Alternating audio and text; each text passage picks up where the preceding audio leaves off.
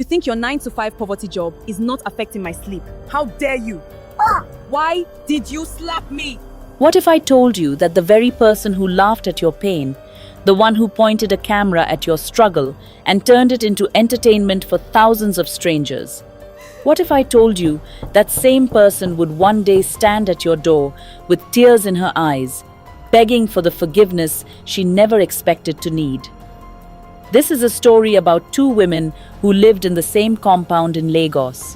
One who had everything the internet celebrated, and one who had everything God rewards. And by the time this story ends, I promise you, you will never look at your neighbor the same way again. Stay with me, because what happened inside that compound changed both of their lives forever. The compound at number 14 Okike Street in Surulere, Lagos, was the kind of place that held an entire world within its walls. There was a mango tree in the corner that dropped fruit every August. There was a borehole that groaned every morning at 4 when the estate generator cut off.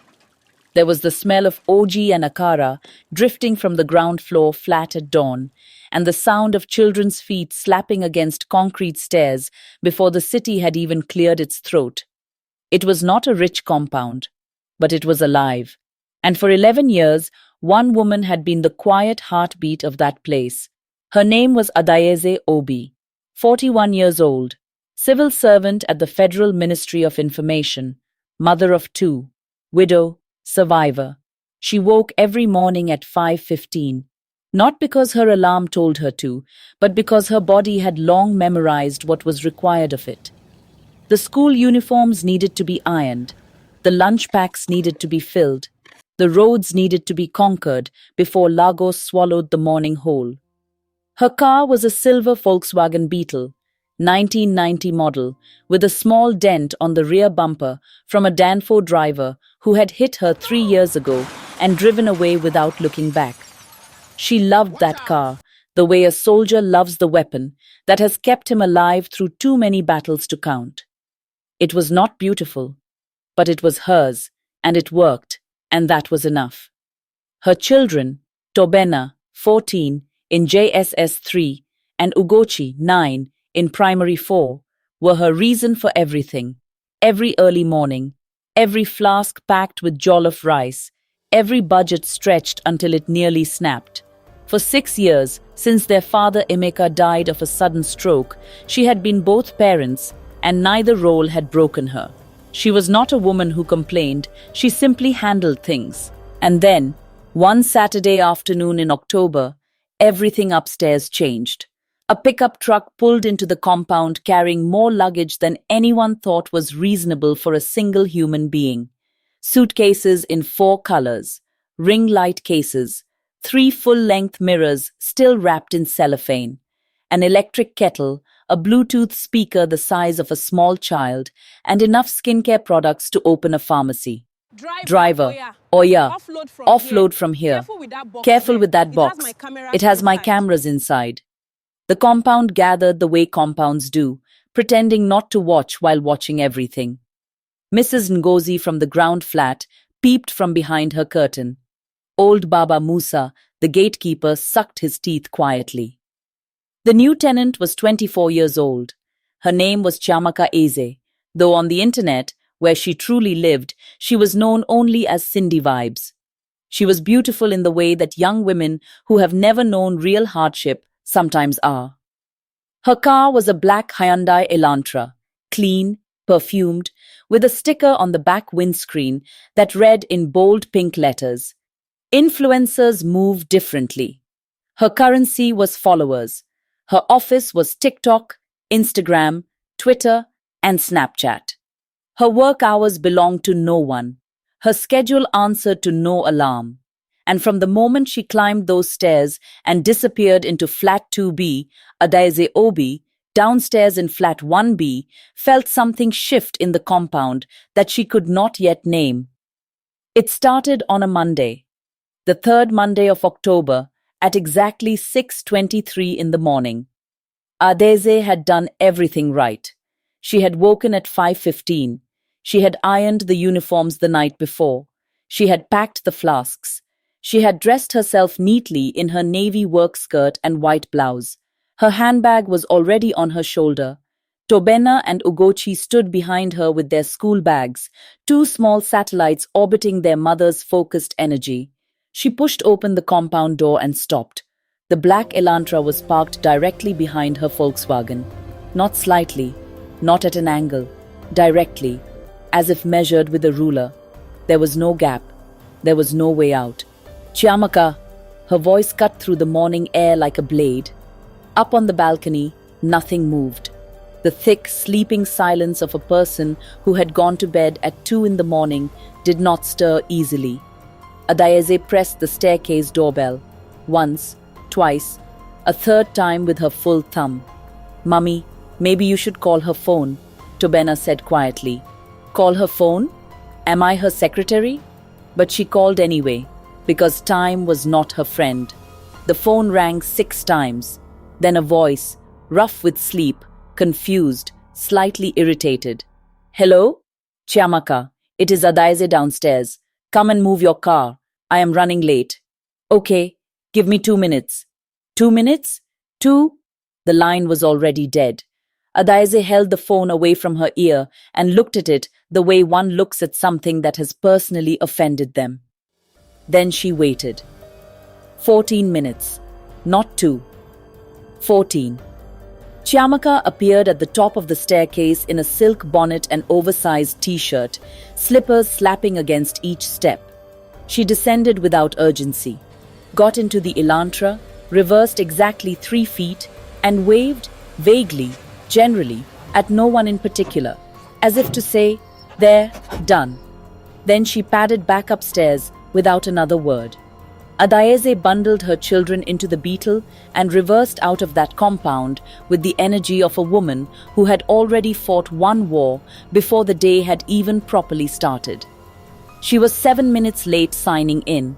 Her boss noted it in the register with the small, satisfied pen stroke of a man who waits for these moments. But here is what you need to understand. This was not a one-time thing. This was every day, Monday through Friday. Sometimes Saturday when Adeze had market or church committee. The car, the shout, the call, the 14 minutes, sometimes 18. Once, a catastrophic 22 minutes of standing in the morning sun while her children shifted their school bags from shoulder to shoulder. By the 3rd week, Adaize Obi had tried everything a reasonable person tries. She asked Chiamaka directly, politely the first time, if she could please not park behind her. Chiamaka smiled beautifully and said of course, then did it again that same night. She left a note on the Elantra's windscreen. Chiamaka photographed the note, posted it to her Instagram stories with the caption, "Compound Drama Loading," and it received 4,612 likes, 1,287 comments. What Adeze did not know, what she could not have known, was that every single morning, after their encounter in the compound, Chiamaka climbed back to her room and turned on her ring light. She would settle herself against her pillows, her face soft and glowing in that deliberate, camera-ready way, and she would look into her phone and talk. "My babies, this is really exhausting. This woman is unwell. I mean, totally, clinically unwell. 6 in the morning. 6! She is outside shouting my name like I am her house girl. Comments exploded in real time. OMG, not the neighbor again. She sounds exhausting. I am not your alarm clock. This is every morning, every single morning." And the way she shouts, "Oh my God," even my ring light shook. I genuinely think she wakes up angry. Like some people just choose chaos, and I refuse to absorb that energy. I truly do. Her followers called Adayeze Obi, a woman they had never seen, a widow who ironed small uniforms before sunrise. They called her the crazy neighbor downstairs. They called her Mama Parking Lot. They made memes. They gave Chiamaka over 63,000 followers. And Adaize Obi, ironing her children's uniforms in flat 1B, had no idea any of it was happening. It was a Thursday afternoon when it happened. Adaeze was at her desk in the ministry, eating her rice from a flask and talking to her desk neighbor, Mrs. Bimpe Adeyemi, a warm woman from Ibadan who laughed easily and always knew where to find cheap tomatoes. Adaeze, I am telling you, the tomatoes near the Access Bank Road on Market Street, the woman there gives a very good price. I go there every Friday. And then Mrs. Bimper stopped mid-sentence. Something on her phone had caught her eye. She pressed a hand to her mouth. Her shoulders began to shake. Mrs. Bimper, what is it? What are you laughing at? Adaeze, come and see this TikTok. On the screen was a live stream. A young woman in a silk bonnet, face moisturized and glowing in amber ring light. She was talking to her comment section with the easy confidence of someone who has never once questioned whether she has the right to speak. The entitlement, by the way, is generational. Older Nigerian women specifically think the world should pause for them. And mostly the single mothers, let me not forget, this crazy neighbor claims her husband is based abroad. I know her type. Her man probably left her because of her sour attitude. The comment section erupted with laughing emojis and skull icons. At her desk in the Federal Ministry of Information, Adaeze Obi put down her fork. She picked it up again, then set it down. She pressed both palms flat on the desk. She looked out the window. She said nothing for a very long time. Mrs. Bimpe leaned forward, her voice dropping low. Adaeze, are you all right? A long silence. Then very quietly, she called me a crazy neighbor on the internet, with thousands of people watching. And she said, Adeze's voice did not break. It steadied, which is sometimes worse. She said, my husband left me. My husband has been dead for 6 years, Bimpe. Mrs. Bimpe was very still. 700 comments. They all believe her. They think I am unhinged. They are laughing at me. She stood, slowly. She capped her flask. She straightened her blouse. She picked up her phone and held it out. Bimpe, download this TikTok for me and create me an account. Adaeze, what are you going to do? That girl, Chiamaka. She is my upstairs neighbor. I am the crazy neighbor she has been using for content. Together they found Cindy Vibes, 79,000 followers, a pinned video titled Life in a Lagos Compound, featuring my unhinged neighbor, with 312,000 views in under 4 hours. Adaeze stared at that number for a long time. Then she put her phone in her bag, told Mrs. Bimper she was stepping out for air, and walked to the window at the end of the ministry corridor. She stood very still, looking out at the Lagos skyline, the water tanks and tangled wires and the haze of afternoon heat, while something cold and purposeful settled into the space behind her eyes. She had built her life around routine, discipline, and the quiet dignity of a woman who asks for nothing she has not earned. She woke before the sun. She ironed small uniforms. She packed small lunches. She sat in traffic. She managed her home and her children and her grief and her 11 years in that compound with the competence of a woman who had simply learned to handle things. And somewhere upstairs, in a room full of ring lights and pink fuzzy dice, a 24-year-old was using her life as entertainment. She took one deep breath, let it out slowly. Then she went back to her desk. Bimpe, what do you think I should do? Mrs. Bimpe Adeyemi had the eyes of a woman who had survived many things. She was not easily outwitted. You cannot fight her on social media. That is her territory. She will always win there. Her followers will drag you, and even if you are completely right, you will look like the aggressor. So I should just sit down and suffer? No, you are going to outsmart her. Quietly. Adaeze narrowed her eyes. Talk. Mrs. Bimper began to lay out the plan, slowly, tile by tile. By the time she finished, a smile, careful, measured, the smile of a woman who has been patient for far too long and has just found something sharp to hold, spread across Adaeze's face. You are a genius, I know. You should have realized this a long time ago. Monday was almost easy. Adaeze got home at 5, parked outside the compound fence, went inside, and cooked egusi soup with a calm that surprised even her. She watched one episode of her favorite Nollywood series, Put the Children to Bed. At 11:22, she heard the sweep of headlights across her ceiling, the sound of the Elantra's engine through the walls, the creak of the gate. She got up, put on her slippers, wrapped her robe around her, went outside, moved her car inside, parked it neatly, and came back upstairs. She slept soundly. Tuesday was fine. Wednesday, she was tired from a long budget meeting and almost missed the sound of the car. She woke at 11:40, shuffled outside half asleep, but she managed. By the second week, it was beginning to wear on her. Thursday night, Chiamaka did not come home until almost midnight. Adayeze sat on the edge of her bed in the dark, phone in hand, refusing to sleep because she was terrified she would miss the sound of the engine. Her eyes burned. She had a departmental presentation at 8 the next morning. She kept repeating it silently, like a prayer. Just come home, just come home, just come home. The headlights came at 12:43. She moved the car. She came back inside. She did not sleep again until almost 2.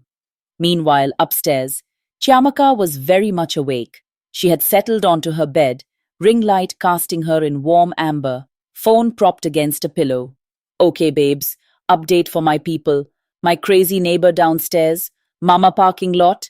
Things have been very quiet lately, like suspiciously quiet. She is not knocking, she is not calling. I am actually a little worried. She laughed and covered her mouth. Maybe she has finally accepted her fate. But my car is parked fine. I am sleeping fine. Life is beautiful. God is good. Her followers were thrilled. Mama parking lot has entered her healing era. Finally found her sense. Don't trust the quiet ones, sis. Chiamaka laughed at the comments, replied to a few, and went to sleep without a single suspicion in the world. The third week was when the cracks appeared. It was a Friday. Adayeze had fallen asleep at 9:30. Simply fallen, the way exhausted bodies do when sleep stops negotiating and simply takes what it came for. She woke at 2:17 in the morning, mouth dry, heart already hammering. She had not moved the car. She scrambled up, looked through the window. The Elantra was inside. Her Volkswagen was outside, alone, on the Lagos street, in the dark.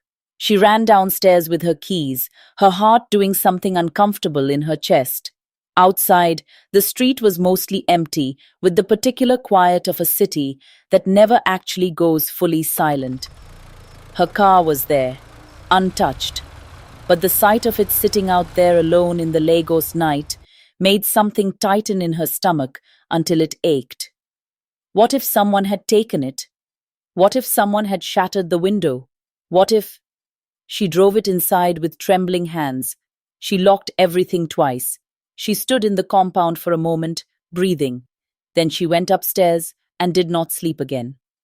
The next morning, Saturday, she called Mrs. Bimpe. Bimpe, I am tired. How long has it been? 3 weeks. Is it working? Yes. Every morning I leave without any problem. But Bimpe, my head hurts constantly. I wake up at midnight, at 1 in the morning, sometimes almost 2. I am not sleeping. I forgot the car outside twice this week, and by the grace of God, it was still there both times. But what if... She stopped, exhaled. I did not come to Lagos to be guarding my car on the street at 1 in the morning because of my neighbor. So what are you thinking? Adayeze looked out the window at the compound below. The 2 cars, the mango tree, the morning light beginning to ease its way across the concrete. A thought had been forming for 3 days. She had not said it out loud yet. Do not worry, Bimpe. I will take care of everything from here. Adayeze, be careful. I know the way you think. I will be fine. Let me rush to the market. She hung up, and she smiled. The weekend was different. Adayeze hummed while she cooked, a choir song from her church, something about the faithfulness of God and the triumph of those who wait.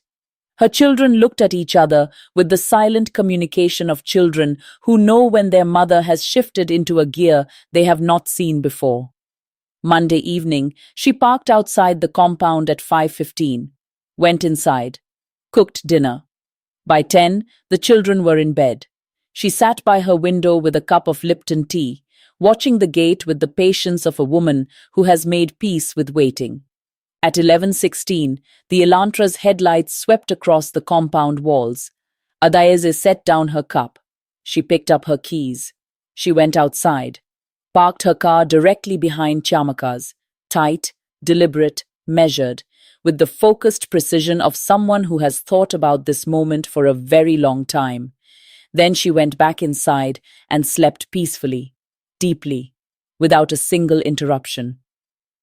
Tuesday morning at 6, Adaeze woke her children. She combed her hair while watching herself in the mirror, humming softly. She dressed in her favorite work clothes, the yellow blouse that Emeka had always said made her look like sunshine. By 7:10, she and the children were heading to the junction to take public transport. She did not get into her car. Her car remained in the compound, perfectly and completely blocking Chamaka's Elantra. Chamaka woke at noon. That was the natural rhythm of her life. She came downstairs in her silk bonnet, car keys already in hand. She got to the compound and stopped. Adaeze's Volkswagen was right there, bumper to bumper. Not slightly, not at an angle, directly, as if measured with a ruler. The irony did not strike her immediately. She stood there, hands on her hips, head tilting. Then she laughed. She actually laughed. She pulled out her phone and started recording. Okay, people. Mama parking lot has officially lost it. She panned the camera across the two cars. I guess we need to raise funds for her, because she clearly cannot afford fuel to move this thing. Anyway, not my problem. She snapped her fingers, ordered a ride-hailing car, and stepped out through the pedestrian gate with a wave. But on Wednesday, Adaeze's car was still there. Thursday, still there. Friday morning, Chamaka came downstairs fast, knocked hard on flat 1B's door. Adaeze opened it with a face of absolute serenity. Adaeze, you need to move this car. I need to go out. Oh, about that. I'm so sorry, Chamaka. I completely forgot it was there. Let me finish what I'm doing and I will move it immediately. Chamaka went back upstairs, satisfied. Adaeze packed her children's school bags, picked up her handbag, and left through the pedestrian gate. The car did not move. The next day, Adaeze stood outside pretending to examine her car bonnet with a worried expression. Her mechanic, a young man named Emeka, like her late husband, arrived on a motorcycle, wearing his oil-stained shirt and a grin he was barely controlling. She leaned close and whispered, Emeka, you remember what I told you? I remember, madam. Don't worry. She disappeared inside to continue her cooking. Emeka bent over the engine, made deliberate sounds of concern, and then, carefully, methodically, removed the front left tire. Madam Adaeze, he called out loudly, for anyone who might be listening. This tire is completely finished. It is a danger. If you drive on this, you will have an accident. Ha! Adaeze appeared at her window, both hands on her head. Where will I find money for a new tire when the government has not paid us for 3 months? Emeka handed her the tire. He packed his tools. He rode away. The car now sat in the compound, officially immovable. Chamaka came downstairs at 7:30 to find the Volkswagen still there, still blocking her, now sitting visibly lower on one side. Something in her snapped. Adaeze, Madam 9 to 5, come out here. Adaeze opened her door calmly. I know what you are doing. I know you do not have money to fix this car, and I do not care about your financial situation. I just need you to remove this thing from my way before I call a towing van to drag it to the bush. Chamaka, do you realize I'm old enough to be your mother? Mother? Mother, my foot. You think I will allow your 9 to 5 poverty to affect my life? And then it happened. The slap landed before either of them fully understood what was occurring. How dare you call me poverty? Did you just slap me? I will slap you again. The gate opening. Baba Musa, the gatekeeper, appearing. Mrs. Ngozi from the ground flat in her doorway. Adaeze walked away. She called the caretaker immediately. This woman's car is still blocking me. I confronted her this morning, peacefully, and she slapped me. She physically slapped me. That night, Chiamaka went live. Guys, this woman has no money, no sense, and now she is using a broken car as a weapon. But I want you all to know that car will be moved, by force if necessary. The comments poured in. Some agreed with her, but some, for the first time, were asking questions. Who is this woman? Why is she so pressed about your parking? Did you do something to her first? Chiamaka did not answer those questions. It was Mrs. Bimpe who saw the shift happening in the comments. Adaise, listen to me. Right now, she is winning the story. You are the villain. But if people knew what she has been doing to you, the mocking, the live streams, the shame, they would see this completely differently. How? You are going to tell your own story. We will make a video. We will tag her account. Bimpe, I have never made a video in my life. I know. That is exactly why people will believe you. That Saturday, they bought 2 ring lights from a shop in Ikeja. Adayaze sat in her living room, the same living room where she had packed school lunches for 6 years alone, where she had cried for Emeka on nights the children could not hear, with the lights positioned carefully and her phone propped on a small stand. Mrs. Bimpe stood to the side, holding a thumbs up. Adaise took a breath. She pressed record. Good evening.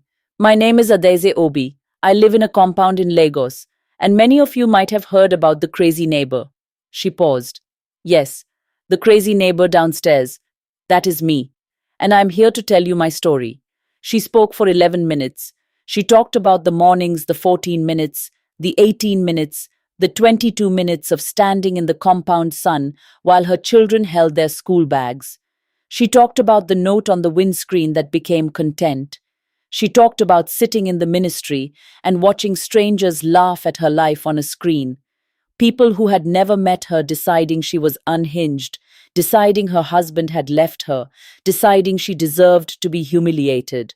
She talked about Emeka, about how he died in 2018, about how she had been raising Tobena and Ugochi alone since then, about how every morning, every uniform she ironed, every lunch flask she packed, every minute she spent fighting Lagos traffic, it was all for them. Her voice did not break once. I am not a rich woman. I am a civil servant, a widow, a woman running a small business on the side to keep my children in good schools. I mind my business. I have been minding it for 11 years in that compound. But this young lady decided my struggle was entertainment. And when I tried to solve it quietly, she escalated it. So I did what I had to do. She tagged Cindy Vibes. She posted it. Within 3 hours, the video had been shared 200 times. Within 6 hours, the comments were no longer divided. Oh my God, she is a widow. This is heartbreaking. Cynthia has been bullying a grieving single mother on the internet and laughing about it. I am unfollowing immediately. Madam Adaeze, please share your business account. We want to support you. That last comment, Mrs. Bimpe saw it first. She grabbed Adaeze's arm. Tell them about your galas. Bimpe Adaeze. Tell them. Now. Among the many things Adaeze Obi had learned to do alone after Emeka died was make galas, the beautiful, intricate headpieces worn by women to church, to owambe, to weddings and graduations. She had always made them. It was something her mother had taught her. She sold them quietly, mostly to women in her church. She had never thought to sell them more widely. She created a Facebook page that Saturday evening.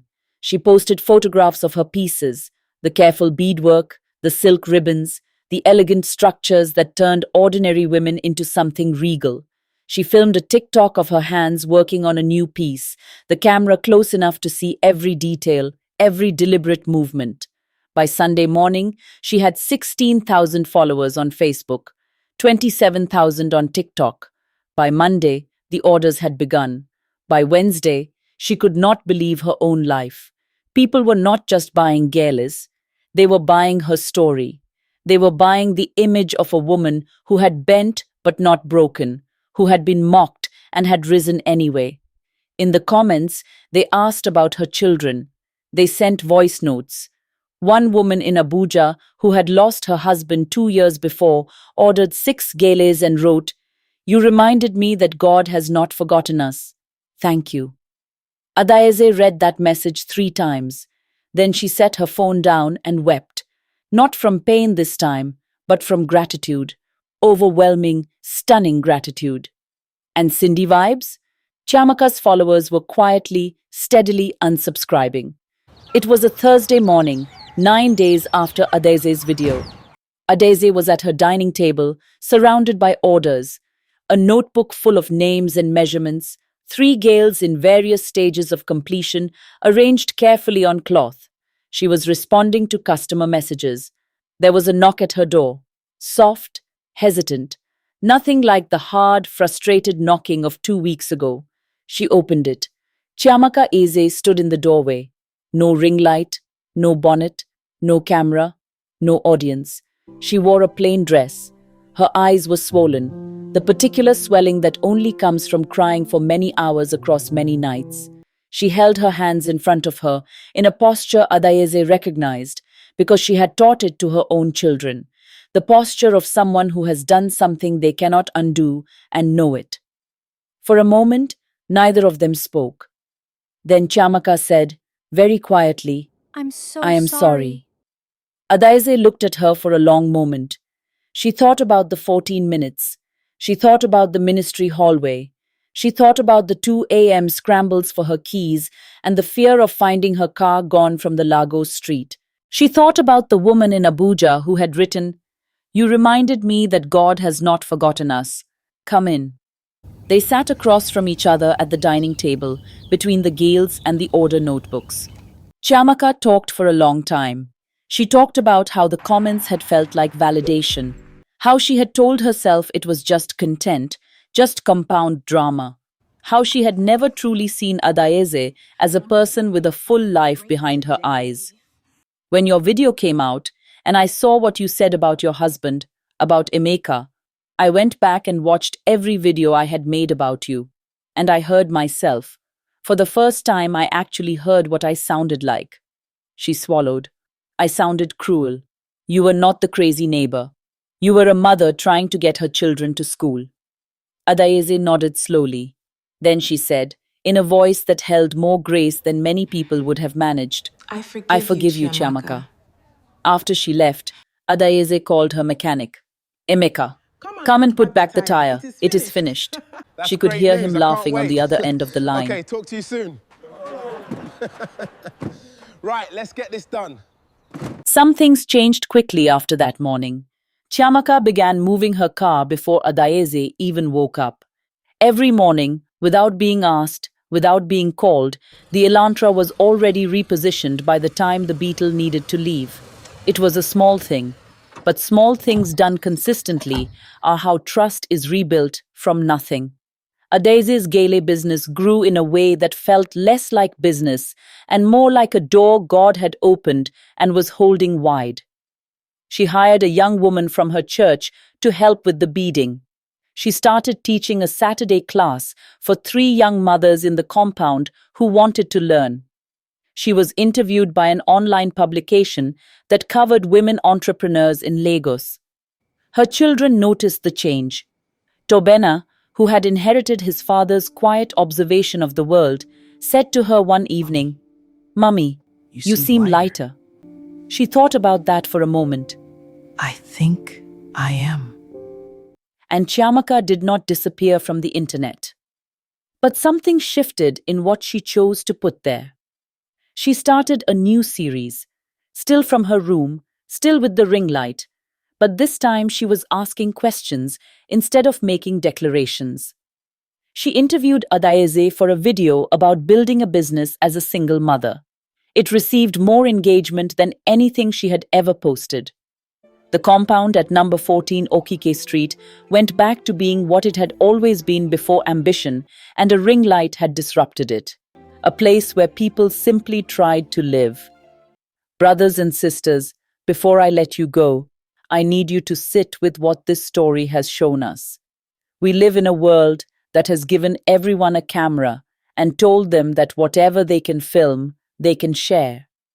A world where a person's pain can become another person's content, where the struggles of the exhausted, the grieving, the quietly surviving can be packaged into entertainment before those people even know they are being watched.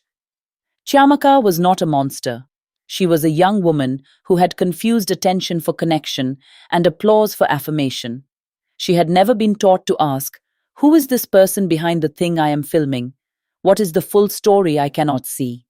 But Adaeze, oh Adaeze, she showed us something rare and beautiful. She showed us that dignity does not require an audience. She moved her car every night, quietly, not because she was afraid, but because she was choosing peace. And when peace was no longer possible, she chose wisdom over war. And when wisdom had run its course, she chose grace over revenge. She did not destroy Chiamaka. She told her own truth. And in telling her own truth, she gave the world something to believe in. Her elevation, the business, the followers, the door God opened, did not come from fighting. It came from standing firm in who she was, even when someone with a ring light was trying to define her differently. The person who mocks your struggle may not understand that God is preparing your testimony from it. Adaeze could not see, in those early mornings when she stood waiting in the compound sun, that her patience was being weighed and measured by something greater than her neighbor's opinion. She could not see that the very platform Chiamaka used to humiliate her would become the platform God used to elevate her. That is how God works, beloved. He does not waste what the enemy means for harm. He recycles it. He redeems it. He makes it into something the enemy never intended. As the scripture says in Romans 8:28, "And we know that in all things God works for the good of those who love him, who have been called according to his purpose." All things, not some things, not the pleasant things, all things, including the 14-minute mornings and the live streams and the slap and the sleepless nights waiting for the sound of a car. And Proverbs 19:11 tells us, "A person's wisdom yields patience. It is to one's glory to overlook an offense." Adaeze's patience was not weakness, it was wisdom, and that wisdom became her glory. Finally, in Galatians 6:7, the word reminds us, "Do not be deceived, God cannot be mocked. A man reaps what he sows." Chiamaka sowed mockery, and she reaped loss of followers, of credibility, of her own self-respect. But she also, in that moment of honesty at Adaeze's door, planted a different seed, a seed of humility. And what grows from that, only time and grace will tell. If this story moved something in you, if it reminded you of someone you know, or of yourself in a season of being overlooked, or of a time when you were the one who did not see the full humanity of the person in front of you, I want to hear from you. Drop a comment below and tell me, have you ever been used by someone for content? Or have you ever been in Chiamaka's position and later realized you did not see the full picture? What did that season teach you? Your story matters. Your testimony might be exactly what someone else needs to hear today. This is a community of people who believe that God has not forgotten us. Not in the compound, not in the ministry corridor, not in the sleepless nights, not ever. And if this is your first time here, welcome. Subscribe to this channel because every week we bring you stories just like this one. Stories of real people, real struggles, real grace. African stories told with the fullness they deserve. Press the like button if Adaeze's patience inspired you. Share this video with someone who needs to be reminded that God is still working, even in the moments that look like nothing but blocked driveways and broken down cars. Because sometimes, beloved, the blocked driveway is the path God uses to lead you somewhere you could never have found on your own. God bless you. See you in the next story. Thanks for watching this story all the way to the end. You're amazing for staying with us. If you enjoyed this video, don't stop here. We've got plenty more stories just like this one waiting for you.